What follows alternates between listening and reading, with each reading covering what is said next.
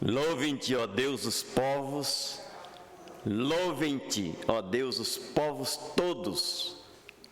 A terra deu o seu fruto e Deus, o nosso Deus, nos abençoa.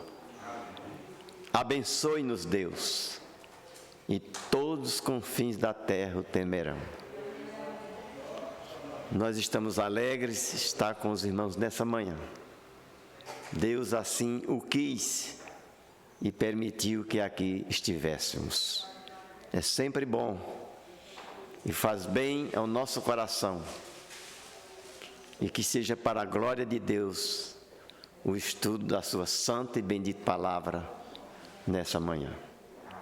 O tema que iremos estudar nessa manhã é a fé preciosa, ou a preciosidade da fé.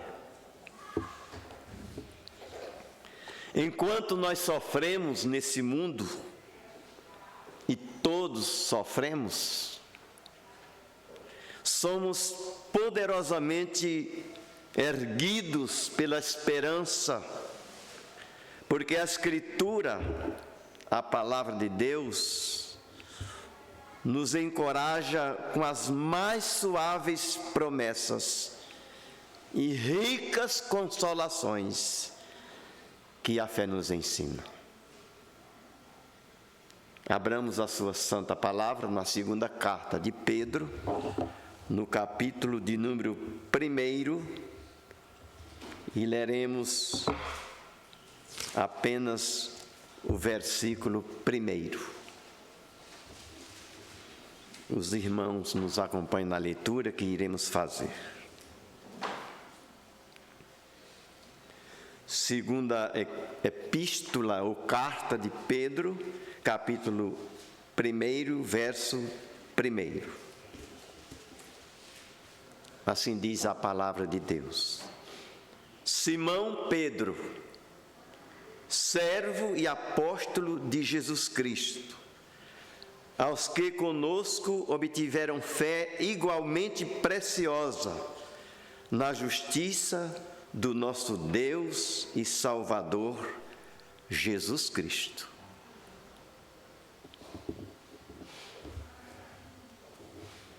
De Gênesis até Apocalipse, toda a Bíblia é inspirada. E Paulo declarou isso. Ele diz lá na sua carta de Timóteo: toda a Escritura é divinamente inspirada por Deus e útil para o ensino, para a repreensão, para a correção na justiça, para que o homem de Deus seja perfeito e perfeitamente habilitado para toda a boa obra. A Bíblia é um livro inspirado. Por isso nós não podemos pedir na oração, após a leitura da Bíblia para falar dela, inspiração, porque ela já é inspirada. Há aqueles que pedem a inspiração do Espírito para falar da palavra. A Bíblia já é inspirada.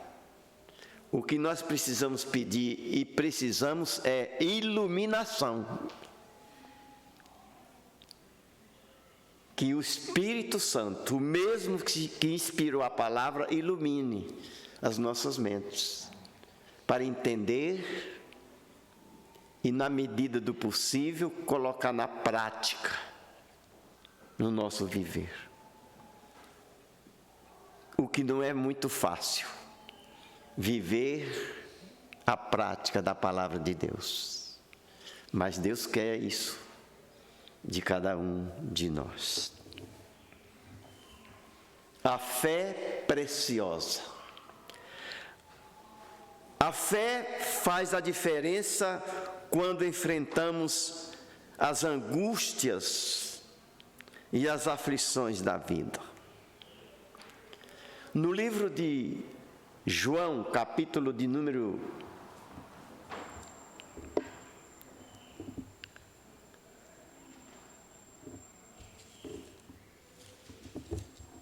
Jesus nos ensina no livro de João, quando ele diz: vós no mundo passais por aflições.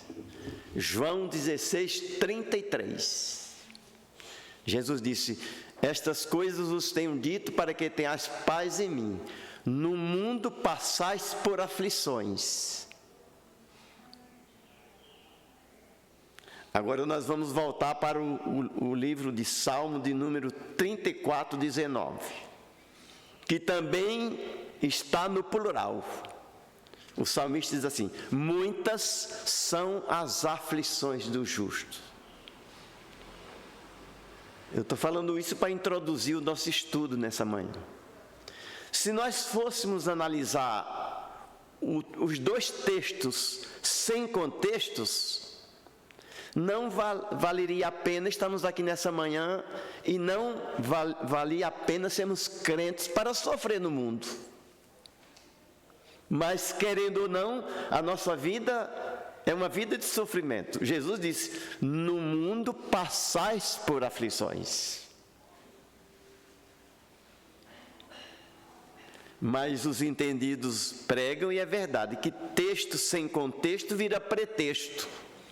Então agora nós vamos para o contexto dos textos. O texto de João 16, 33, quando Jesus disse: vós no mundo passais por aflições, ele concluiu: mas tende bom ânimo, eu venci o mundo. E quando o salmista diz: muitas são as aflições do justo, ele conclui no contexto: mas o Senhor de todas nos livra. Aleluia! Louvado seja Deus! Nós sofremos nesse mundo, mas o Senhor sempre nos dá a vitória, graças a Deus. E eu sei que você tem experiência nesse sentido, porque eu tenho. E todo crente tem. Sempre em meio às dificuldades que enfrentamos na vida, sempre Deus nos dá a vitória. Pode ter certeza disso. E Paulo declara isso em 1 Coríntios 15, 57. Ele disse assim: mas graças a Deus que nos dá a vitória, por intermédio de nosso Senhor Jesus Cristo. Portanto, a fé faz a diferença quando enfrentamos as angústias e as aflições da vida. A fé leva-nos a olhar para Deus e não para os problemas. A fé, um empecilho à fé é olharmos para as circunstâncias. Quando nós olhamos só para as circunstâncias, isso impede a ação da fé em nossa vida. Para as circunstâncias não devemos olhar, e sim olhar para Deus. E olharmos para as promessas imutáveis de Deus, que cumpre todas elas com fidelidade.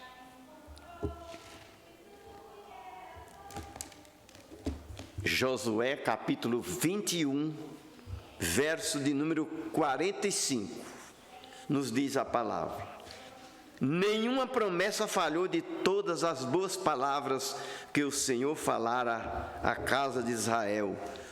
Tudo se cumpriu. Deus cumpre com fidelidade todas as suas promessas. E a fé nos leva a crer nas promessas de Deus. Porque Deus é fiel e cumpre com fidelidade. Nós somos, como crentes, privilegiados, porque nós cremos num Deus e temos um Deus que é fiel para conosco. Na primeira epístola de João, capítulo 1, verso 9, Jesus disse assim: ele está falando de pecados. Se confessarmos os nossos pecados, Ele é fiel e justo para nos perdoar os pecados e nos purificar de toda a injustiça. E muitos outros textos na Bíblia provam a fidelidade de Deus para conosco. A fé não é um conceito claro para todas as pessoas. Muitos têm fé na religião, muitos têm fé nas obras, muitos têm fé nos ídolos. A questão, porém, não é a fé, mas o objeto da fé. A questão não é uma grande fé, mas uma fé grande em Deus, o Todo-Poderoso. No livro de Mateus, no capítulo 28, verso 18, Jesus declarou: todo poder me foi dado no céu e na terra. Você já leu o credo apostólico? De vez em quando eu dou uma olhada no credo apostólico. Tentei decorar, mas não consegui ainda. Mas o credo apostólico que está na Bíblia, nem todas as Bíblias têm. Geralmente as Bíblias que têm o inário junto, na antepenúltima página da Bíblia, nós temos o credo apostólico. E o credo apostólico começa assim: creio em Deus Pai Todo-Poderoso, Criador dos céus e da terra. Então, nós concluímos que a fé leva-nos a crer no Deus Todo-Poderoso. E ele declara lá em Mateus 28, 18, eu repito, Jesus diz: toda a autoridade, ou todo o poder, que é a mesma coisa, me foi dado no céu e na terra. É que nós somos limitados, nós seres humanos somos limitados. Mas se nós analisássemos melhor, todos nós, quando eu falo todos, eu estou incluído. Às vezes, diante dos problemas, a nossa fé parece que diminui. Parece que não cremos como deveríamos crer em Deus. Mas Ele é todo poderoso e Ele é o nosso Deus. Por isso que nós precisamos descansar em Deus, em meio às intempéries da vida. O Salmo 37, verso 5, o salmista diz: entrega teu caminho ao Senhor e confia nele, e o mais Ele vai fazer. No mesmo Salmo, o verso 7, o salmista diz também: descansa no Senhor, espera nele. Só que, na nossa limitação humana, às vezes nós não descansamos, não entregamos como deveríamos. E por essa razão nós sofremos mais. Porque não adianta a gente reclamar ou questionar em meio aos nossos problemas, porque nada vai mudar se Deus não quiser. Não é verdade? Nada. A gente pode fazer o que quiser e agir de várias formas, porque nada muda os planos de Deus. Tudo se cumpre de acordo com a sua santa e bendita vontade. Fé não é algo difuso, vago ou incerto. A fé lida com coisas e com fatos. A fé vê o invisível e toca o inatingível. Pela fé nós podemos ver o invisível. Pela fé nós podemos tocar no inatingível. A fé alcança o impossível. Por isso que a Bíblia diz: tudo é possível ao que crer. A Bíblia diz que aqueles que se aproximam de Deus devem crer que Ele existe e que se torna galardoador. Devem crer que Ele existe, que se torna galardoador dos que o buscam. Porque em Hebreus 11:6, o escritor diz assim: sem fé é impossível agradar a Deus. Nós somos salvos não pela fé, E quem estuda a Bíblia e não só lê, porque ler a Bíblia é muito fácil. Eu conheço pessoas que já leram a Bíblia muitas vezes. Eu confesso aos irmãos que nunca li a Bíblia toda, mas conheço pessoas que leram a Bíblia toda. E não é difícil. O difícil é estudar. Mas aqueles que estudam a Bíblia sabem muito bem que a fé não salva. Quem salva é a graça de Deus. Está em Efésios 2, 8 e 9. Pela graça sois salvos, por meio da fé. E isso não vem de vós, é dom de Deus. No livro de Tiago, no capítulo 1, os versos 16 e 17, Tiago diz assim: não vos enganeis, meus amados irmãos, toda boa dádiva e todo dom perfeito vem do alto, descendo do Pai das luzes. Se toda boa dádiva e todo dom perfeito vem de Deus, a fé é um dom de Deus. E Paulo completa em Efésios 2, 8 e 9. Pela graça sois salvos por meio da fé. E isso não vem de vós, a fé. Dá para entender?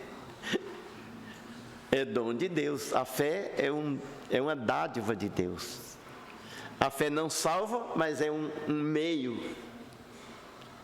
Nós somos salvos pela graça através ou mediante ou por meio da fé. É a fé que nos faz crer na graça salvadora. Vivemos pela fé e vencemos pela fé. Nós devemos caminhar de fé em fé. A fé não olha para as circunstâncias, mas para o Deus que está no controle de todas as coisas. A fé não põe os seus olhos na fraqueza humana, mas na onipotência divina. A fé honra a Deus e Deus honra a fé. Jesus declarou numa grande tempestade em alto mar, no livro de Lucas 8, 25, quando Jesus acalmou a tempestade, e os discípulos estavam com medo, porque o barco estava quase para se afundar. Jesus estava no barco também, mas estava dormindo, diz o texto. Isso significa que mesmo Jesus no barco da vida de cada um de nós, não nos isenta de tempestades difíceis, mas Ele está no controle. Graças a Deus.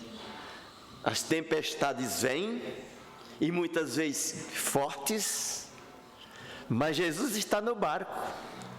E os discípulos que andavam com Jesus estavam com medo, porque eles gritaram: Senhor, Senhor, socorre-nos, nós vamos se afundar, morrer. E aí Jesus responde para os seus discípulos. Está em Lucas 8, 25. Jesus perguntou para eles: onde está a vossa fé? Quem sabe Jesus está perguntando isso para mim nessa manhã. Nós não estamos aqui por acaso, nenhum de nós estamos aqui por acaso. Nós estamos aqui porque Deus preparou esse dia e esse momento para que nós estivéssemos aqui estudando a sua palavra. Aliás, é muito importante, meus irmãos, quando nós cantamos os hinos do nosso inário. Às vezes nós cantamos, simplesmente cantamos. É como a Bíblia. Às vezes a gente lê a Bíblia e simplesmente lemos. Mas é importante notar o que a Bíblia está nos ensinando. E quando cantamos, é importante notar as mensagens de cada hino. Um dos nossos hinos, de número 163, o poeta compôs assim: as tuas mãos dirigem o meu destino. Acasos para mim não haverá. Na vida do crente não existe o acaso, nem o azar, nem a sorte. Existe a vontade de Deus. E a vontade de Deus é sempre boa, perfeita e agradável. Está na carta de Paulo aos Romanos, no capítulo 12, 1 e 2. Paulo disse assim: rogo-vos, pois, irmãos, pelas misericórdias de Deus, que apresenteis o vosso corpo por sacrifício vivo, santo e agradável a Deus, e não vos conformeis com este mundo, o século, mas transformai-vos pela renovação da vossa mente. Para quê? Para que experimenteis qual seja a boa, perfeita e agradável vontade de Deus. A vontade de Deus é sempre boa. Esse mês que está terminando, no dia 1º desse mês,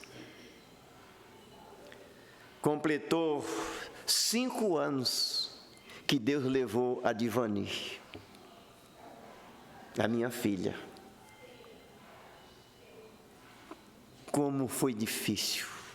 Estava relembrando isso essa semana passada, conversando com uma pessoa, e a pessoa disse: como é difícil. Difícil, geralmente, a lógica é o filho sepultar o pai, ou os pais. Mas, fora da lógica, é difícil o pai sepultar um filho. E essa pessoa que estava falando comigo só tem um filho. E ela falou para mim: eu imagino o seu sofrimento, porque eu só tenho um filho. Se Deus tirar meu filho, eu não sei não, acho que eu morro junto. E essa semana também, eu conversando com o pastor Abel, que liguei para ele, e sempre quando eu falo com ele, ele se refere à filha dele. E ele disse: Naldo, no velório da minha filha, você, eu e Elias de Souza, nós 3 estávamos lá no velório da Adriana. E ele falou: agora eu sei o que vocês passaram de sepultar uma filha. Mas eu estou falando isso para introduzir o que eu acabei de falar. Foi a vontade de Deus. Deus nunca erra no que faz. Não erra. Deus faz tudo certo. Até criou-se um ditado popular, antibíblico e mentiroso, que Deus escreve certos por linhas tortas. Já ouvi esse ditado? Deus não escreve dessa forma. Deus escreve certo por linha certa. O que Deus faz é perfeito. Ele não erra no que faz. E foi da vontade de Deus levar a minha filha e as filhas de outros e outros entes queridos que Deus já tirou do nosso convívio. A única coisa que resta nos dizer é o que Jó disse, quando perdeu seus 10 filhos. Eu só perdi uma filha. Jó perdeu 10 num dia só. 7 filhos e 3 filhas. Já imaginou isso? Num dia só? Fora os seus bens que perdeu e sua saúde. Que a Bíblia diz que veio uma lepra sobre Jó, que ele, não, com as suas unhas, não era suficiente para se coçar. Ele usava um caco de telha ou um pedaço de madeira áspero. E a única coisa que restava para ele, como uma palavra de apoio naquele momento tão difícil, era uma palavra amiga da sua esposa. A sua esposa também se revoltou contra ele e disse: tu não temes a Deus, amaldiçoa esse teu Deus. E morre.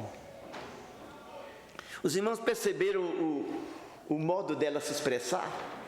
Ela falou num tom de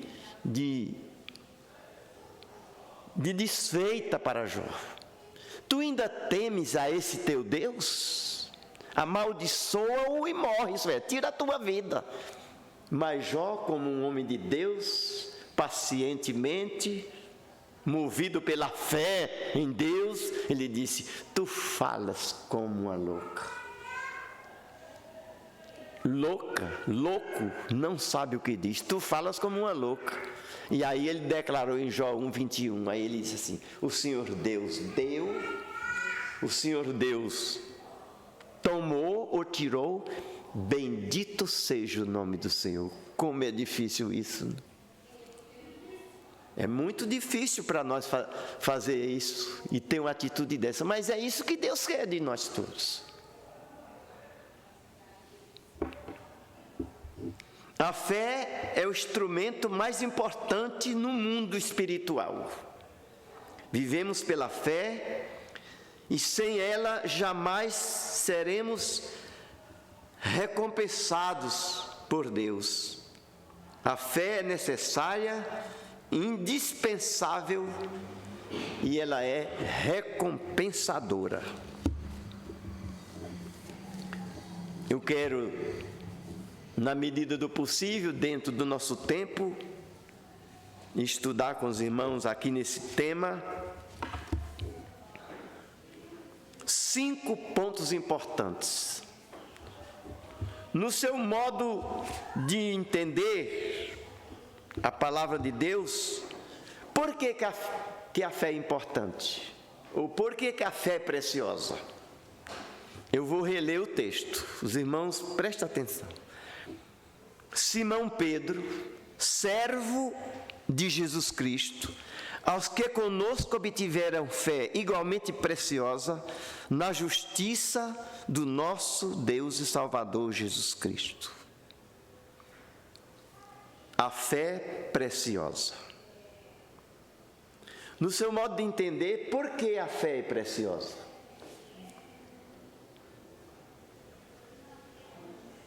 Pode falar. A escola dominical é para isso. No seu modo de entender, no seu conceito bíblico, no seu conceito espiritual, como servo de Deus, como filho do Senhor, por que a fé é preciosa? E o que significa fé? Pois pode falar. Eu acho que quando fala de fé, assim, acho que é preciosa porque ela permite que a gente creia no Deus que transformou o seu filho num homem para morrer no nosso lugar. Morreu há 2000 anos, a gente não viu, não ouviu. E permite que a gente crê nele, num homem que a gente nem sabe como é, que virá ainda um dia salvar a gente. Isso. E só você falando de fé, né? Eu lidei uma coisa parecida no meu serviço, porque a diferença das pessoas que têm a fé e das que não têm. Porque tem algumas pessoas no meu serviço que falam que a Bíblia não é válida. E aí eu falei assim, por quê, né? Não, porque existe muito sofrimento, não sei o quê, Deus criou o mal, não sei o quê, essas coisas assim que as pessoas falam. Eu falei, mas Deus tem um propósito para tudo. Tem um dia que vai acabar, tem um dia que vai ser todo julgado e tudo mais. Só que não adiantou, né? Não adiantou defender e tal. Aí eu fiquei pensando, né? Falei, meu Deus. E aí, a informação que o senhor falou, né? A fé realmente é um dom de Deus, né? A fé é um dom de Deus. Mas o que é fé? Nós estamos estudando a preciosidade da fé e em toda a Bíblia nós encontramos e a Bíblia nos fala de fé. O que é fé? Qual a definição que a Bíblia dá de fé? Hebreus 11, capítulo 1, versículo 1, responde. Pode. A Bíblia define fé de 2 formas. Em primeiro lugar, fé é a certeza de coisas que se esperam, né? Não é isso? Em segundo lugar, fé é convicção de fatos que não se veem. Então vamos citar exemplos. Se fé é certeza de coisas que se esperam e convicção de fatos que não se vê, então cite um exemplo de algo que você não viu e que pela fé você crê. Igual que ela falou, né? A gente não viu Jesus Cristo, mas pela fé a gente Eu sempre falo, nenhum de nós estava à beira do túmulo quando Jesus ressuscitou. Aliás, nós nem existia, nem pensava em existir. Então, por isso que é difícil estudar a Bíblia, né? Ler é fácil, agora um versículo só para você estudar precisa de tempo e comparar outros textos para entender aquele. Se fé é convicção de fatos que não se veem ou que não foram vistos, vou citar só um exemplo, entre outros. A ressurreição de Cristo. Cristo ressuscitou ao terceiro dia. Ele profetizou e isso se cumpriu. No capítulo 20 de João, declara, e outros dos evangelhos, a ressurreição de Cristo. Jesus ressuscitou ao terceiro dia. Nenhum de nós estávamos lá para ver ele ressuscitar. No entanto, a igreja, que somos nós, pregamos que Cristo ressuscitou. E como que eu posso pregar que Cristo ressuscitou? Pela fé. A fé me dá o direito de crer. Porque a fé é convicção de fatos que não se veem. Eu não vi, mas pela fé eu creio que ele ressuscitou. E fé é certeza de coisas que se esperam. Uma só. Uma coisa só que a gente espera pela fé. É uma certeza. O que é? A volta de Cristo. E muitos outros acontecimentos, mas vamos resumir em um, porque não dá tempo de ficar comentando tantos outros. Mas se fé é certeza de coisas que se esperam, o que se espera está no futuro. Então nós esperamos pela fé que Cristo vai voltar. Ele não voltou, mas vai voltar, e está perto. Cada um que se prepare para a volta gloriosa do Senhor Jesus Cristo. E a Bíblia diz, no momento, num fechar de olhos, ao ressoar o som da última trombeta, Jesus descerá do céu. E é importante notar, meus irmãos, que nem Jesus Cristo sabe o dia. E tem muitos antibíblicos heréticos que já marcaram a volta de Cristo. Foram decepcionados, porque nem o Filho sabe. Leia a Bíblia mais um pouco, você vai ver. Por exemplo, leia Marcos capítulo 13 e outros textos. Nem o Filho sabe, só o Pai. O dia da volta de Cristo. Ao ressoar o som da última trombeta, aí Deus ordena a volta de Cristo. E aí ele vai voltar. E nós cremos pela fé que isso vai acontecer. A fé é a joia mais preciosa do mundo espiritual. E somente pela fé que acessamos e nos conectamos com Deus. O crente nasce, vive e sobrevive pela fé. Esse mundo é cruel. Esse mundo jaz no maligno. É difícil viver nesse mundo. Em todas as faixas etárias da vida. É difícil viver nesse mundo. Nós nascemos e vivemos pela fé. Lutero, grande reformador do século XVI, que se deu no dia 31 de outubro de 1517, quando Martim Lutero proclamou a reforma religiosa. Não foi por acaso. E nem a Bíblia é um amuleto ou espanta-males, que há quem lê a Bíblia, põe a Bíblia para trás, fecha o olho e abre a Bíblia. Tem pessoas assim. Como se a Bíblia fosse espanta-males ou amuleto. Se o texto que os seus olhos se depararem for favorável a você, aleluia. Mas se é um texto que fala sobre o seu pecado, o seu mau comportamento, esse não é para mim. Mas a Bíblia, a história da igreja diz que Lutero era um monge religioso e zeloso pela sua religião. E a Bíblia não era lida por ninguém, a não ser pelo... Quem que lia a Bíblia? O Papa lia a Bíblia, os monges.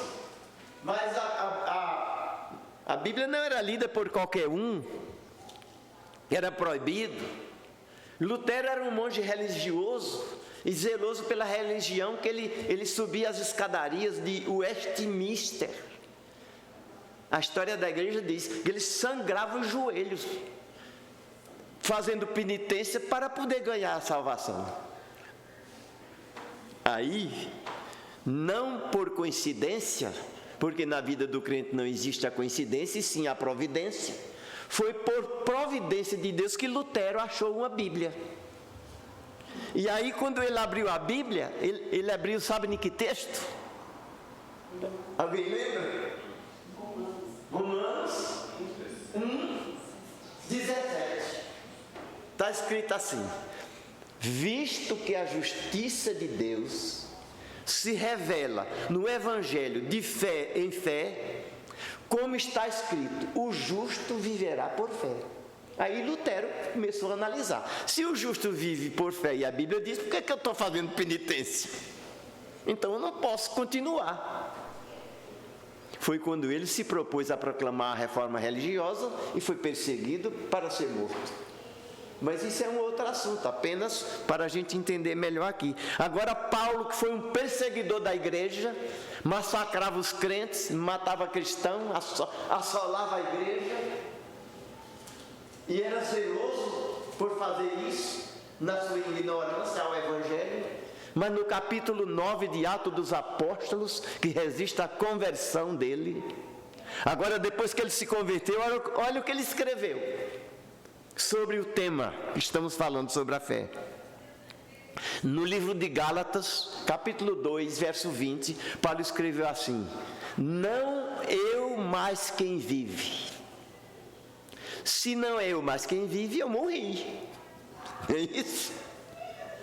Por isso, meus irmãos, que na vida da igreja, eu não estou falando a essa igreja, na vida da igreja num todo, muitos precisam morrer. Muitos precisam morrer. Eu não sei quem, pode ser eu, um deles, porque é Deus que julga e sabe tudo. Porque quem vive a vida religiosa, mas a sua prática de vida é de uma velha criatura. O seu modo de vida não condiz com a Bíblia e nem com a sua conversão. E Paulo também escreveu em 2 aos Coríntios, capítulo 5:17, ele diz assim: e assim, se alguém está em Cristo... É importante estar na igreja, mas antes da igreja é Cristo. Ele não disse assim se alguém está na igreja ou na religião, mas ele diz assim: e assim se alguém está em Cristo, é o quê? Nova criatura. E por que somos nova criatura? Estamos em Cristo. Por quê? Por que somos? Porque as coisas velhas passaram. É muito fácil entender. Se nós estamos em Cristo e somos novas criaturas, é porque as coisas velhas passaram. Se não passaram, nunca fomos nova criatura. Nunca. Nunca nos convertemos. Aí eu pergunto para mim mesmo, e cada um pergunta para si: será se eu preciso me converter? A Bíblia diz lá no livro das Crônicas, Deus fala seriamente ao povo. Deus fala com seriedade ao povo. Quem sabe Ele está falando para nós aqui nessa manhã. Se o meu povo, que se chamam pelo meu nome, orar, se humilhar, me buscar e se converter dos seus maus caminhos. Então, aí Deus entrega. Então, pontinhos é porque tem algo a mais. Aí Deus vai fazer a sua parte. E cada um sabe se é ou não convertido. Porque Paulo diz também, o mesmo Espírito testifica com o nosso Espírito que somos filhos de Deus. O Espírito Santo de Deus testifica com o nosso Espírito se somos ou não filhos de Deus. Por isso, meus irmãos, Paulo, depois que ele se converteu e se tornou uma nova criatura, agora ele não mais persegue a igreja, mas pelo contrário, ele é perseguido. Ele diz em Gálatas 2:20, não eu mais quem vive, se eu não vivo é porque eu morri, não eu mais quem vive, mas Cristo vive em mim. E o viver que agora vivo na carne, eu vivo pela fé no Filho de Deus, que me amou e se entregou por mim. Então nós nascemos e vivemos pela fé. A fé é preciosa, em primeiro lugar, porque a fé é um dom de Deus. Eu já disse agora há pouco que a fé é um dom de Deus, pela graça sois salvos mediante a fé. E isso não vem de vós, a fé, mas é dom de Deus. E não vem de obras, para que ninguém se glorie. Nós não somos salvos pelo que fazemos, nós somos salvos pelo que Cristo fez e pagou na cruz do Calvário, o preço alto que ninguém podia pagar. Derramou o seu sangue para nos salvar. E nós temos a salvação em Cristo Jesus, graças a Deus. Todo crente tem que ter essa certeza. Pois não. A gente vê que na época de Jesus, no seu ministério, naquela época ela não tinha ainda o Espírito Santo derramado sobre a carne, né? Sobre o povo ainda. E a gente vê que os milagres de Jesus, todos, a maioria deles, se conta um ou outro que ele não fala que seja feito conforme a sua fé. Então a fé, naquela época, era essencial. Não tinha como Jesus fazer alguma coisa se não tivesse a fé. Por isso que em algumas passagens da Bíblia ele fala que se você tiver fé do tamanho do grão de mostarda, você poderia fazer coisas inacreditáveis. A gente vê que a gente não está nem para medir a nossa fé, porque a gente não consegue nem uma folha de um lugar para o outro pela fé. Mas por obra do Espírito Santo a gente está aqui porque o dom de Deus se criou aquela fé, porque não é que a gente é bonzinho ou a gente é melhor que ninguém, mas foi obra do Espírito Santo que nos conduz a crer em Jesus. Só que naquela época eles não tinham isso. E em várias passagens da Bíblia, até mesmo o apóstolo Pedro, lá quando ele andou sobre as águas, ele não era um pouquinho de fé ainda, né? Mas ele afirmou, né? E Jesus mesmo falou, assim, o homem de pequena fé. Mesmo aquela pequena fé dele, tão pequena, ele ainda conseguiu andar sobre as águas. Coisa que hoje a gente é impossível a gente conseguir. Certo. Mas pela obra do Espírito Santo de Jesus, pelo seu, que ele subiu aos céus e ele mandou o Consolador, a gente está hoje aqui pela fé, que é dom de Deus. Amém. Graças a Deus. Pois não. Pode falar.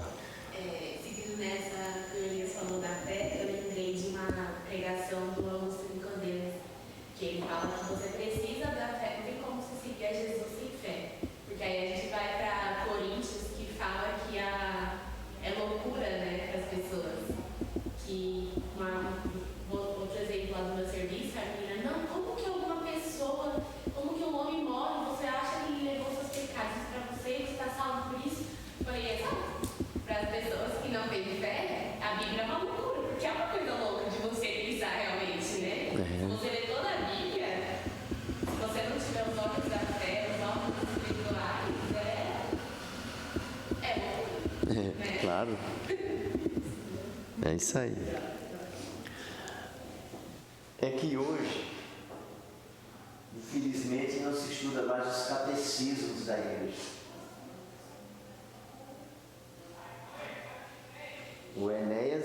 eles sabem muito bem. Nós fomos criados juntos lá no Nordeste, e nós frequentávamos uma igreja no sítio.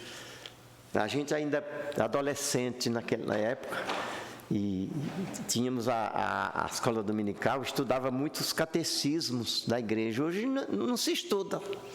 Nosso professor era José Emílio ou Doninho de Tetiuão. Eu conheci e lembro dele.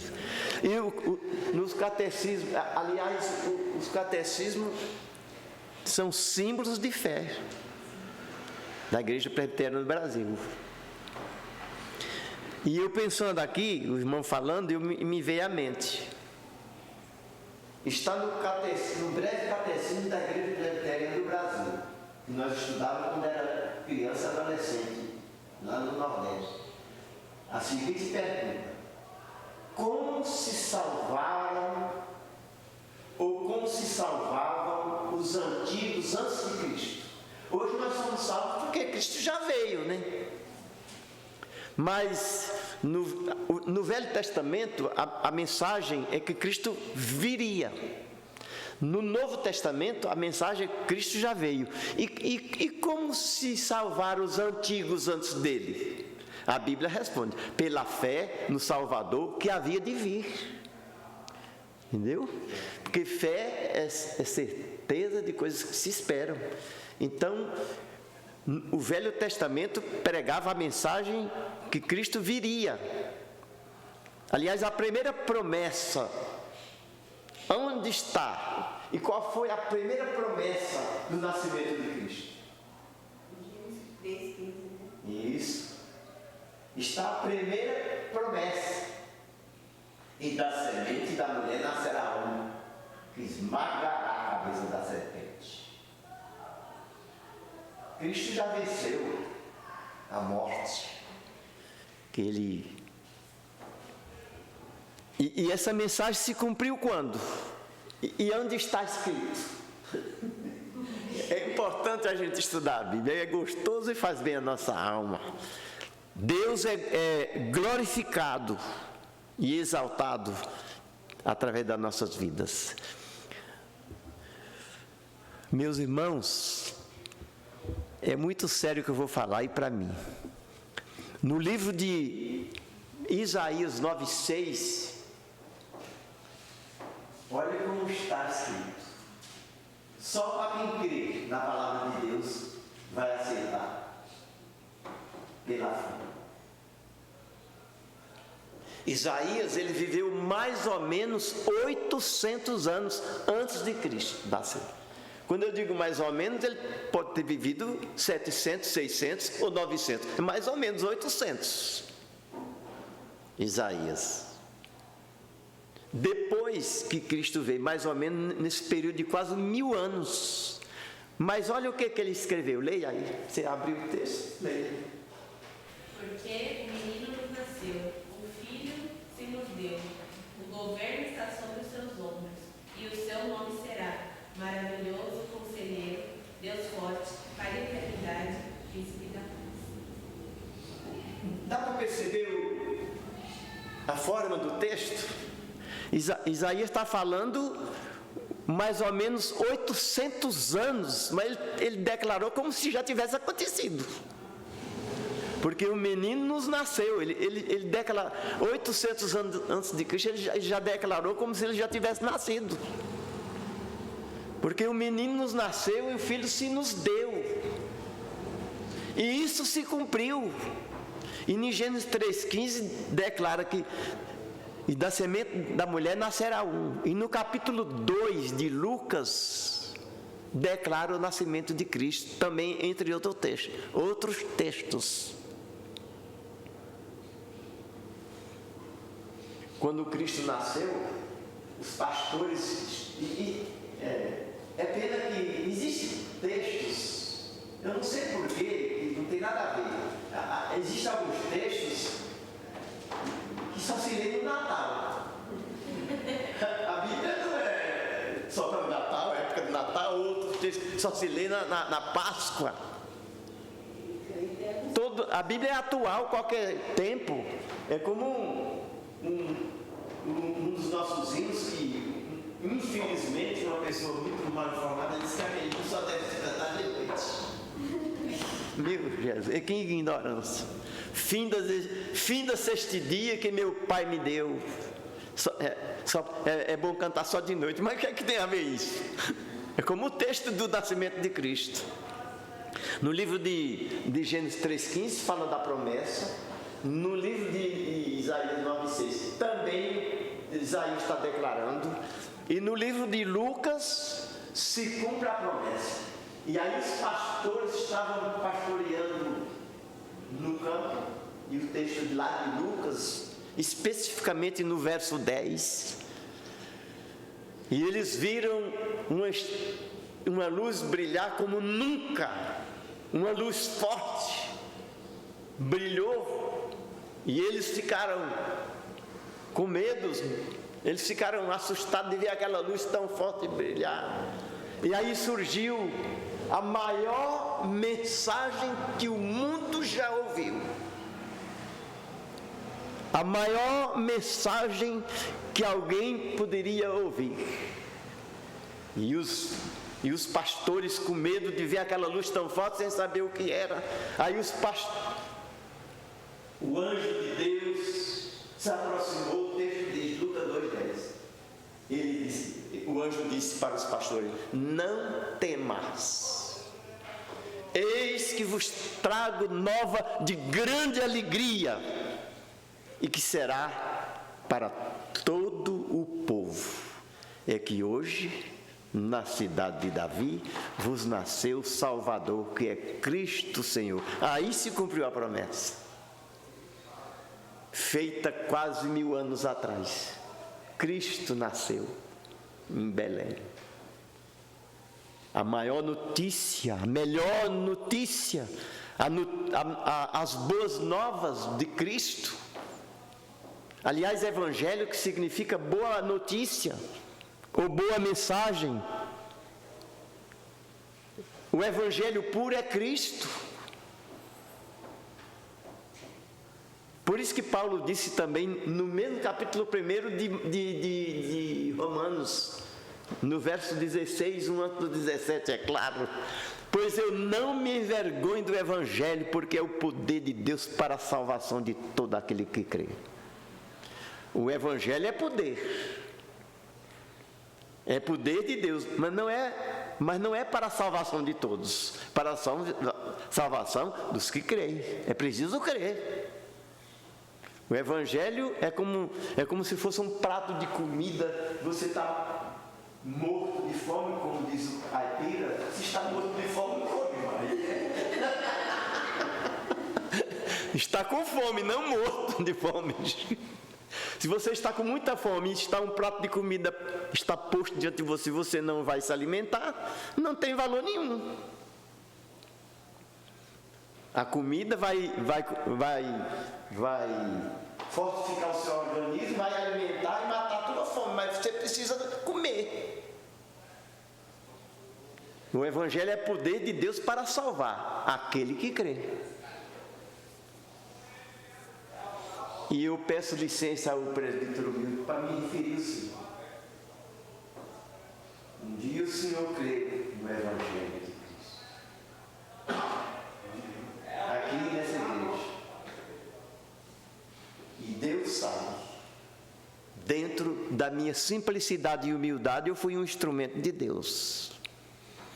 E sempre que eu me refiro a esse assunto por onde eu passo, eu me refiro à sua vida, com muito respeito e com muita alegria, de tê-lo hoje como um servo de Deus, irmão nosso e filho do Senhor, graças a Deus, porque o Senhor um dia creu. Meus irmãos, a Bíblia é profunda. Você estuda a Bíblia, é uma fonte inesgotável. Se você ler em Efésios 1:13, você vai perceber o texto. Leia para mim, por favor, esse texto. A preciosidade da palavra de Deus e do Evangelho. E a fé nos leva a isso, meus irmãos. A fé é preciosa, porque ela nos conduz até Deus. Pela fé nós chegamos a Ele. E o apóstolo Paulo, escrevendo a igreja de Éfeso, ele disse assim, pode ler, 1:3. E que também vós, depois que ouvistes a palavra da verdade, o evangelho da vossa salvação, tendo nele também crido, foste selado com o Espírito Santo, com o Santo Espírito da promessa. Dá para perceber o processo? Em quem também vós, ele está falando da igreja de Éfeso, ou aos Efésios, como queira pronunciar. Em quem também vós, aí vem o processo. Depois que ouvistes a palavra da verdade, os irmãos notaram o sermão do pastor Maurício, o dia que ele pregou aqui no aniversário da igreja? Alguém lembra o tema que ele usou? Aqui, eu estava aqui e eu percebi o tema. E tem a ver com esse texto. O que somos depois que cremos no Evangelho? Somos diferentes ou continuamos velhas criaturas? Em quem também vós, depois que ouviste a palavra da verdade, que palavra? O Evangelho da vossa salvação, tendo também nele crido, no Evangelho, fostes selados. Por isso que, com todo respeito àqueles que dizem que nós, os presbiterianos, não somos batizados no Espírito Santo, e me explique esse texto. Quando nós cremos no Evangelho da nossa salvação, cremos em Deus no Evangelho, nós fomos selados com o Santo Espírito da promessa. Isso é batismo com o Espírito Santo. Nós fomos selados. E lá em Timóteo, o apóstolo Paulo fala que Deus conhece aqueles que lhe pertencem, porque todos têm o selo de Deus. Deus sabe quem é os seus filhos ou não. Nós somos selados. A fé é preciosa porque ela é produzida pelo Espírito Santo no nosso coração, no coração daquele que ouve a palavra de Deus. Aliás, a fé vem pelo ouvir. Romanos 10:17. A fé vem pelo ouvir e ouvir a palavra de Deus. Não ouvir qualquer palavra, mas aquele que ouve a palavra de Deus. A fé leva até Deus uma pessoa vazia, para que ela possa encher-se das bênçãos de Cristo. Em segundo lugar, a fé é preciosa porque pertence exclusivamente aos eleitos de Deus. A fé não é de todos, diz a Bíblia. Se a fé é um dom de Deus, ela é concedida apenas àqueles que Deus quer. Logo, a fé não é de todos. Está em 2 Tessalonicenses 3:2. A fé não é de todos. E se a fé não é de todos, a fé é de quem? Hein? Se Paulo fala que a fé não é de todos, está em 2 Tessalonicenses 3:2, a fé é de quem? A fé pertence a quem? Então vamos ler os dois textos, para a gente não ficar em dúvida, né? Nós não podemos sair com dúvidas. Aí eu vou falar igual um pastor famoso que foi dar uma palestra numa igreja grande e lotada. É mais 5? Hein? Mais 5 minutos? O pastor, a igreja lotada, e o pastor falou: qualquer pergunta alguém tiver, pode fazer que eu respondo. Eu também desafio a vocês, pode fazer qualquer pergunta que eu respondo. Aí surgiu as perguntas, e um perguntava, outro perguntava, e ele respondia. Lá atrás, um senhor, para provar a sabedoria dele, falou: eu quero ver se o senhor responde essa. Aí fez uma pergunta. O senhor falou que respondia tudo. Ele falou: estou respondendo que não sei. É a resposta. também faço a mesma coisa. Mas que eu respondo, eu respondo. Respondo que sei e respondo que não sei. Também é resposta. Então não vamos sair com dúvida. Pode perguntar. Então, deixa que a Bíblia responda. Melhor do que qualquer um. Pode ler. Eu estou falando você porque acho que você já achou o texto, mas qualquer um pode ler, viu? 2 Tessalonicenses 3, 2. O que está escrito? E para que sejamos livres dos homens. É 3, né? E para que sejamos livres dos homens reversos e maus, porque a fé não é de todos. A fé não é de todos. E agora? Se a fé não é de todos, é de quem? A Bíblia vai responder. Não é eu não, viu? Eu não vou responder não, mas a Bíblia responde. Lê Tito 1:1. Eu já sei a resposta, mas eu quero que leia para todo mundo escutar. Se a fé não é de todos, eu preciso saber de quem ela é, tá? Lê, pode ler. Qualquer um que quiser ler, pode ler. Paulo, servo de Deus e apóstolo de Jesus Cristo, para promover a fé que é dos eleitos de Deus. Pronto, então a fé é de quem? A fé não é de todos, então de quem ela é? Dos eleitos. E quem são os eleitos? Nós. Pronto. Efésios 1, a partir do 3. Bendito o Deus e Pai de nosso Senhor Jesus Cristo, que nos tem abençoado com toda sorte de bênçãos nas regiões celestiais em Cristo. Assim como nos escolheu nele antes da fundação do mundo. Como nós somos privilegiados, né? Não existia nem mundo, Deus já tinha nos escolhido. E se a fé é dos eleitos, e nós fomos eleitos antes da fundação do mundo, a fé é nossa. Oh, glória a Deus! Que bênção, né? A fé é nossa, porque nós somos eleitos de Deus. Em terceiro, a fé é preciosa porque está depositada em Jesus. Quando cremos nele como nosso Deus e Salvador, sua justiça passa a ser nossa justiça e nós nos tornamos justos perante Deus.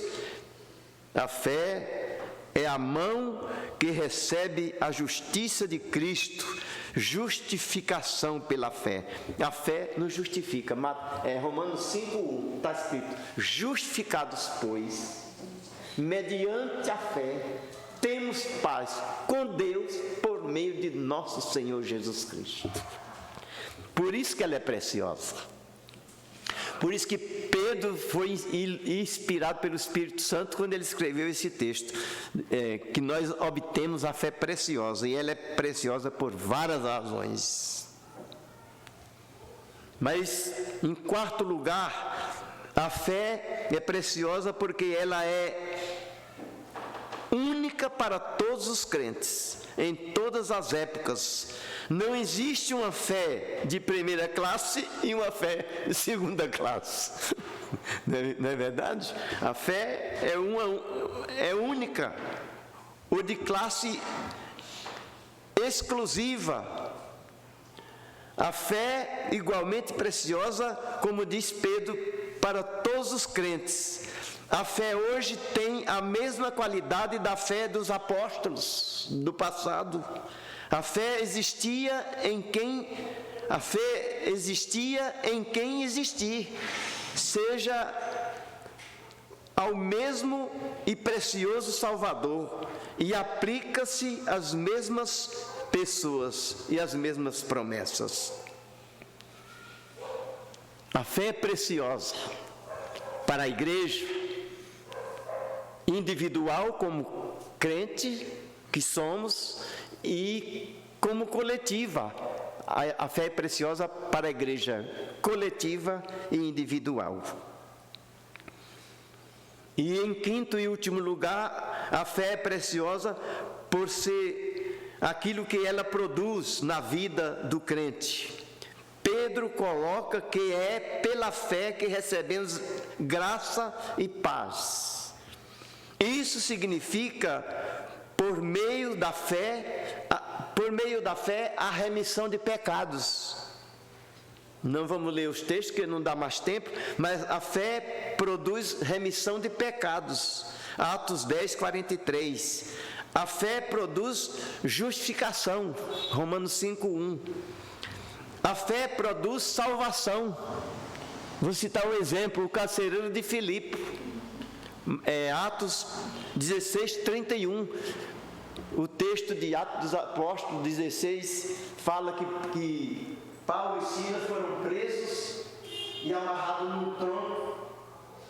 Um tronco que a Bíblia fala nesse texto era um madeiro que amarrava os malfeitores e ladrões. Amarrava os ladrões e assassinos malfeitores e batiam neles.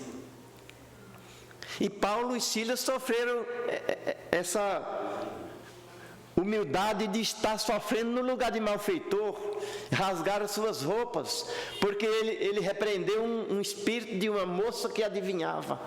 Pregando o evangelho, eles foram perseguidos e presos. Só que o texto resume que enquanto eles estavam presos lá no cárcere, quem sabe se fosse eu ou você, um de nós ia reclamar da sorte, da vida, por que eu estou aqui, por que isso está acontecendo comigo. Mas o que Paulo e Silas faziam mesmo ali, eles cantavam. Eles cantavam hinos e oravam a Deus em voz audível que todos os presos escutavam. E aí o carcereiro também escutou. Agora eu entendo, meus irmãos, eu não sei se você concorda, mas isso aqui estava no plano de Deus, isso acontecer para que o carcereiro se salvasse. Deus tem um plano, Deus se manifesta de várias formas, que se não fosse isso, não tinha havido a salvação do carcereiro e sua família. E quando eles oravam intensamente a Deus, cantavam louvor, mesmo sofrendo, preso e humilhado ali, aí veio um terremoto. E a Bíblia diz que foi quase meia-noite.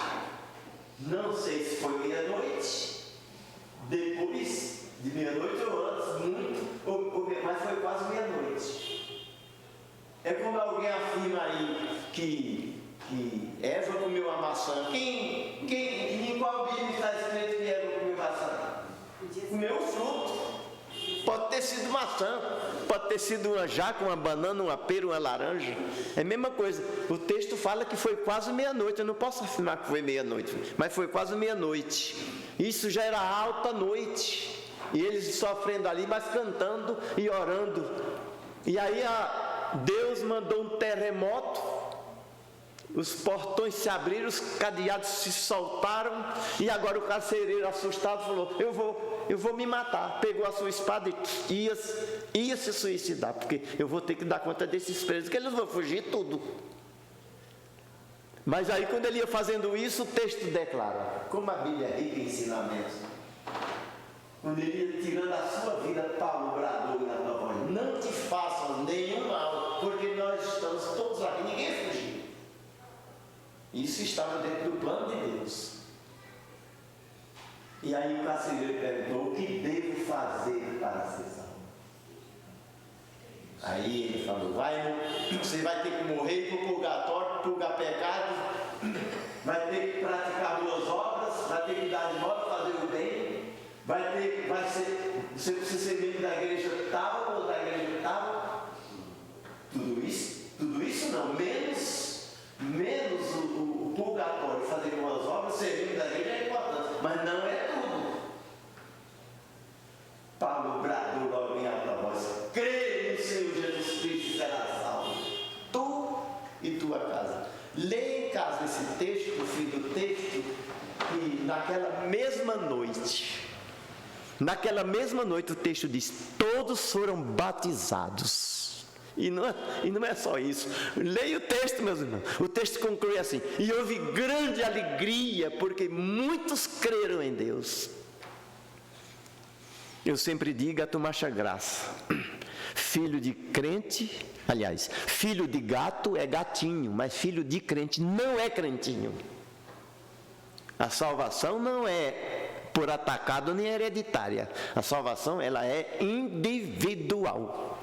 Quem crê está salvo, quem não crê está perdido e vai para o inferno, diz a Bíblia. Então a fé nos leva a crer porque ela resulta em salvação, resulta em santificação. A fé santifica. Atos 15, 9. A fé nos leva à doação. Gálatas 3, 26. E a fé, meus irmãos, concluindo, a fé é a vitória que vence o mundo. Pode ter certeza disso. E eu creio de todo o meu coração que eu sou vencedor em todas as minhas lutas, porque a minha fé está firmada em Cristo. Somente em Cristo. Já cantou o hino 93? A minha fé e o meu amor estão firmados no Senhor. A fé é dos santos. Judas 1:3. E sem ela não podemos agradar a Deus. E para agradar a Deus, desagradamos a muita gente. E eu não estou nem um pouco preocupado com isso, de desagradar alguém. A minha preocupação é agradar ao meu Deus. E muitas vezes, para agradar a Deus, nós desagradamos a alguém. Não se preocupe com isso, porque sem fé é impossível agradar a Deus. A fé é preciosa para mim como igreja individual e para todos como igreja coletiva. Vivamos pela fé e sejamos bênção no lar, na igreja e na sociedade. E eu quero repetir o texto de Lutero, que ele se deparou com a Bíblia e disse em Romanos 1,17, repetindo: visto que a justiça de Deus se revela no Evangelho de fé em fé, como está escrito, o justo vive pela fé. Que Deus abençoe a cada um de nós, tenha misericórdia de nós. Nós somos pequeninos, somos frágeis, nós somos como Paulo: o bem que eu quero não faço, o mal que eu não quero, isso que vou fazer, por causa do pecado que habita em mim. Que Deus use de misericórdia e graça para cada um de nós, perdoando os nossos pecados, fazendo-nos mais crentes em Cristo, e que a fé nos aproxime sempre de Deus. A Ele toda a honra e toda a glória para todos sempre. Amém. Deus assim nos abençoe. Esse foi o que levou ao eunuco fazer a seguinte pergunta: eis aí a água, que impede de batizar? Pois é. Viu? Que Deus nos abençoe.